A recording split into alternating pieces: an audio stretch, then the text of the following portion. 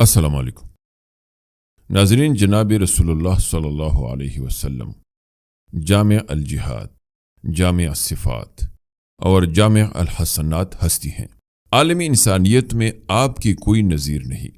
آپ صلی اللہ علیہ وسلم سید البشر، امام الانبیاء، دینی پیشوا، سیاسی مدبر، عسکری رہنما، سماجی رہبر، خانگی اور عائلی زندگی میں محبت و مرحمت اور شفقت و نجات کے پیکر ہیں۔ آپ صلی اللہ علیہ وآلہ وسلم زمانے اور زندگی کے ہر میدان کے شہسوار اور بہترین قائد ہیں۔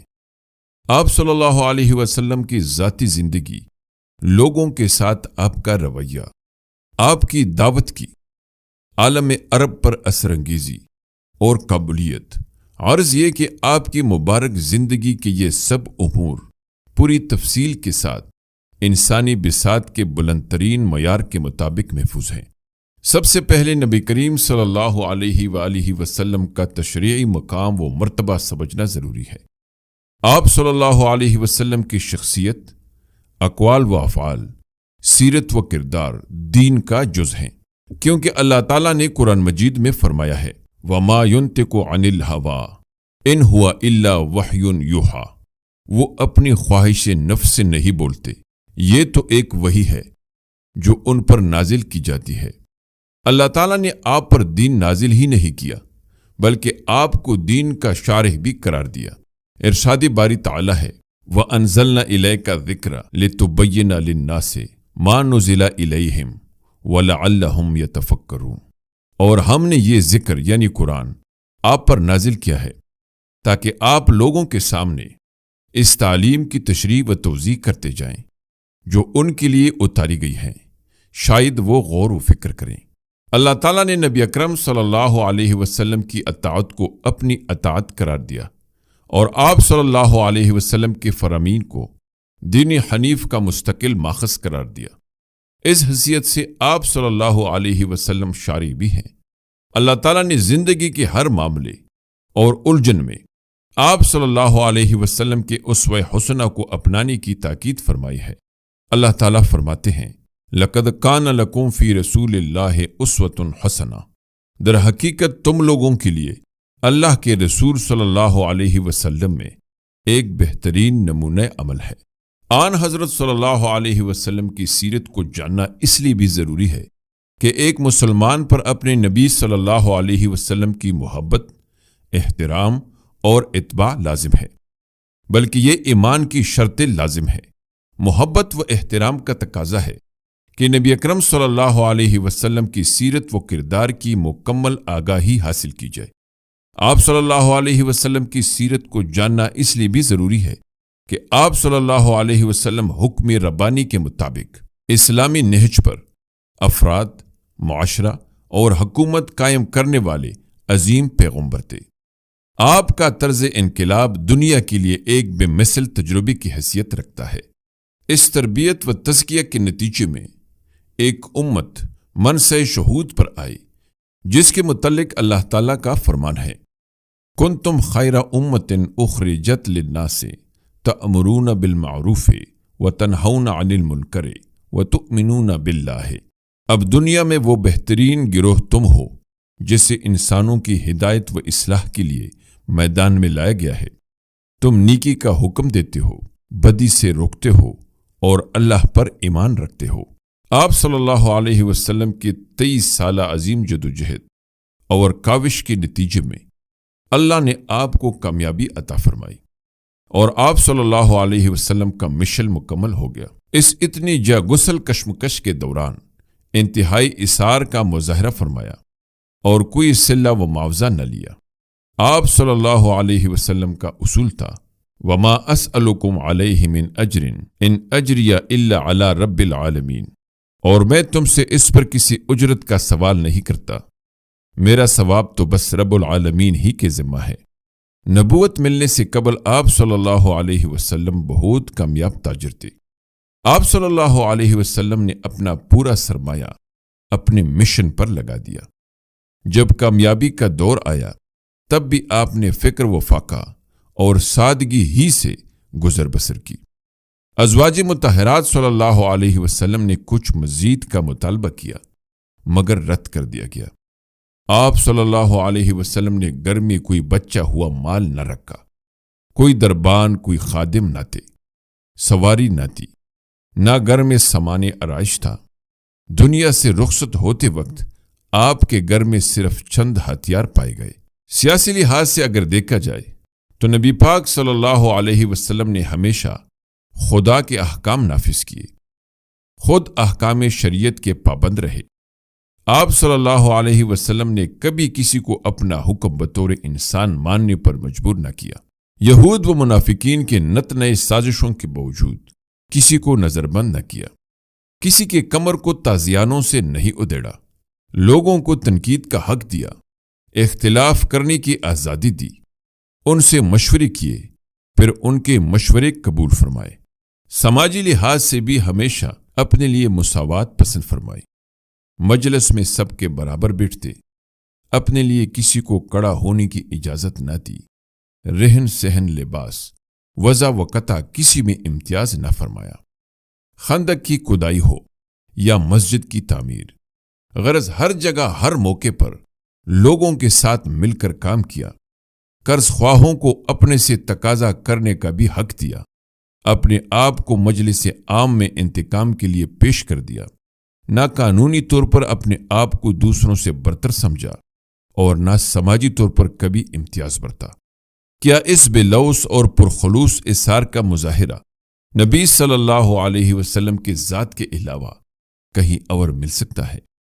یہی وجہ ہے کہ آپ کے مشن کی تکمیل پر اللہ رب العزت نے بشارت دیتے ہوئے اعلان فرمایا، الیوم اکملت لکم دینکم واتممت علیکم نعمتی وردویت لکم الاسلام دینا، یعنی کہ میں نے آج تمہارے دین کو مکمل کر دیا، تم پر اپنی نعمتوں کو تمام کر دیا اور تمہارے لیے دین اسلام کو پسند فرمایا۔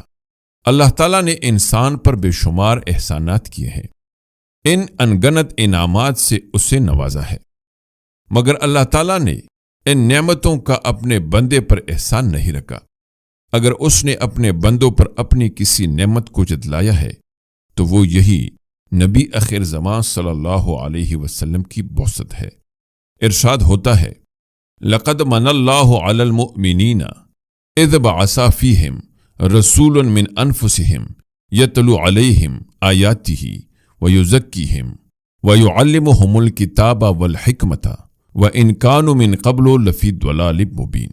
حقیقت یہ ہے کہ اللہ نے مومنوں پر بڑا احسان کیا کہ ان کے درمیان انہی میں سے ایک رسول بھیجا جو ان کے سامنے اللہ کی آیاتوں کی تلاوت کرے، انہیں پاک صاف بنائے اور انہیں کتاب اور حکمت کی تعلیم دے، جبکہ یہ لوگ اس سے پہلے یقیناً کلی گمراہی میں مبتلا تھے۔ یہی وجہ ہے کہ اللہ تعالیٰ نے آپ صلی اللہ علیہ وسلم پر ایمان لانے کو لازمہ ایمان، آپ کی اطاعت کو اپنی اطاعت اور آپ کی اتباع کو شرط نجات قرار دیا ہے۔ ایک اور مقام پر ارشاد ہوتا ہے، قل ان کنتم تحبون اللہ فاتبعونی یحببکم اللہ ویغفر لکم ذنوبکم واللہ غفور رحیم۔ اے پیغمبر، لوگوں سے کہہ دو کہ اگر تم اللہ سے محبت رکھتے ہو تو میری اتباع کرو، اللہ تم سے محبت کرے گا اور تمہاری خاطر تمہاری گناہ معاف کر دے گا، اور اللہ بہت معاف کرنے والا بڑا مہربان ہے۔ یعنی اتباع نبوی صلی اللہ علیہ وسلم ہی حب خداوندی کی حصول کی ضامن ہے۔ جو شخص آپ صلی اللہ علیہ وسلم کی اتباع نہ کرے وہ کبھی خدا کا محبوب نہیں بن سکتا، نہ اس کے گناہ معاف ہو سکتے ہیں۔ قرآن و سنت میں نبی کریم صلی اللہ علیہ وسلم کی بعثت کو انسانیت کے لیے عظیم نعمت اور اہل ایمان کے لیے آپ صلی اللہ علیہ وسلم کی اتباع کو شرط ایمان قرار دیا گیا ہے۔ ارشاد ہوتا ہے، من یطیع الرسول فقد اطاع اللہ، جو شخص فرمانبرداری کرے رسول کی تو اس نے اللہ کی فرمانبرداری کی۔ رسول صلی اللہ علیہ وسلم کی اطاعت نہ کرنا دراصل اپنے اعمال کو ضائع کرنے کے مترادف ہے۔ سورہ محمد میں ارشاد ربانی ہے، یا ایھا الذین آمنوا اطیعوا اللہ واطیعوا الرسول ولا تبطلوا اعمالکم، اے ایمان والو اللہ کی اطاعت کرو اور رسول کی اطاعت کرو اور اپنے اعمال کو برباد نہ کرو۔ اس سے معلوم ہوا کہ نیک اعمال اس وقت شرف قبولیت حاصل کر سکتے ہیں جب تک کہ آپ کی اطاعت کی جائے، بلکہ کوئی عمل صالح ہی تب کہلا سکتا ہے جب وہ سنت کے مطابق ہو۔ جب کوئی عمل آپ صلی اللہ علیہ وسلم کے طریقے مبارک سے ہٹ کر کیا جائے گا تو وہ باطل اور مردود ٹھہرے گا۔ ایک اور مقام پر ارشاد ہوتا ہے وَمَا أَتَاكُمُ الرَّسُولُ فَخُذُوهُ وَمَا نَهَاكُمْ عَنْهُ فَانْتَهُوا وَاتَّقُوا اللَّهَ إِنَّ اللَّهَ شَدِيدُ الْعِقَابِ، اور رسول تمہیں جو کچھ دیں وہ لے لو، اور جس چیز سے منع کریں اس سے رک جاؤ، اور اللہ سے ڈرتے رہو، بے شک اللہ سخت سزا دینے والا ہے۔ ناظرین، اسی طرح حدیث میں بھی اتباع سنت پر زور دیا گیا ہے۔ من اطعنی فقد اطاع اللہ ومن عصانی فقد عصى اللہ، جس نے میری اطاعت کی اس نے اللہ کی اطاعت کی، اور جس نے میری نافرمانی کی اس نے دراصل اللہ کی نافرمانی کی۔ آپ صلی اللہ علیہ وسلم نے مزید فرمایا من رغب عن سنتی فلیس منی، جس نے میری سنت اور طریقے سے منہ موڑا اس کا میرے ساتھ کوئی تعلق نہیں۔ ناظرین، مومنوں کے رسول اللہ صلی اللہ علیہ وسلم کے ساتھ تعلق اور واسطے کے کئی مدارج ہیں۔ آپ صلی اللہ علیہ وسلم کتنی رفتوں اور عظمتوں کے حامل ہیں۔